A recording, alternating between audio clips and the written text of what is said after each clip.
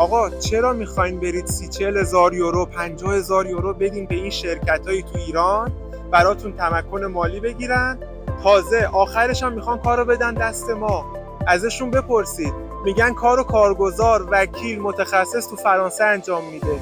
هیچکی تو ایران نمیتونه کار تمکن مستقیم انجام بده. شما باید با وزارت امور خارجه اینجا کار کنید، باید با اداره مهاجرت کار کنید، باید از وزارت اقتصاد نامه بگیرید. ما مستقیم براتون همه این کارا رو انجام میدیم با 1/3 هزینه. به راحتی تمکن مالی بگیر، خیالت راحت باشه، کل کار رو تو 4 ماه براتون انجام میدیم. خودتون، خانواده‌تون، فرزندان زیر 18 سالتون قابل تمدیدم هست. نه نیاز به سرمایه گذاری داره تو فرانسه، نه نیاز به دانش زبان داره، نه شرط حضور داره. ویزای مولتی داری، هر چقدر دلت خواست میری میای، هر چقدر دلت خواست میمونی. آخر سال فقط تمدیدش میکنی. بعد 5 سال امکان درخواست برای ملیت داری.